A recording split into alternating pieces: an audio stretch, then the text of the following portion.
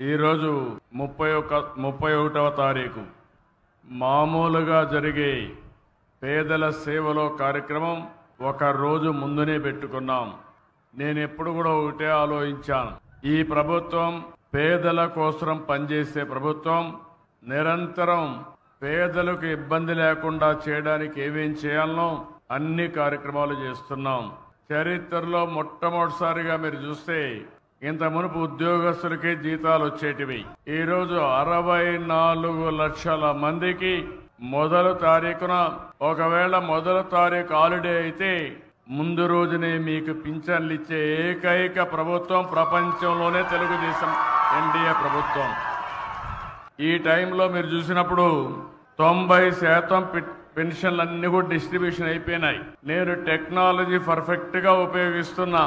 ఎక్కడ కూడా ఒక వ్యక్తి, ఆ పెద్దమ్మ అయితే తెలుగుదేశం పార్టీ జెండా దిప్పుకొని సంఘీభావాన్ని తెలియజేస్తా ఉందంటే అది వారికి ఈరోజు ఈ ప్రభుత్వంపై నుండే అభిమానం.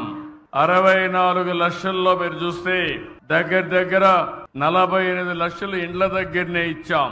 హాస్పిటల్లో ఉంటే అక్కడికి వెళ్లి 13,902 మందికి ఇప్పుడు పింఛన్లు ఇచ్చాం. కొంతమంది ఓల్డ్ ఏజ్ హోముల్లో ఉంటే, వృద్ధాశ్రమంలో ఉంటే వారికి దగ్గర 18,946 ఇచ్చాం.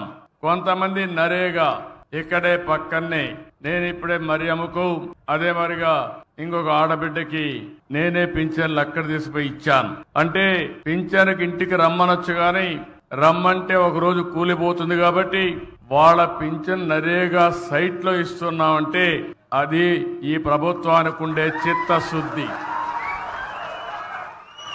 మీరెక్కడుంటే అక్కడ ప్రభుత్వం వచ్చి పనిచేసే విధానానికి శ్రీకారం చుట్టాం. అందుకే ఈరోజు నేను చాలా సంతోషంగా ఉన్నా. పేదవాడికి సహాయం చేసినప్పుడు ఉండే సంతోషం ఏ పని చేసినా రాదు.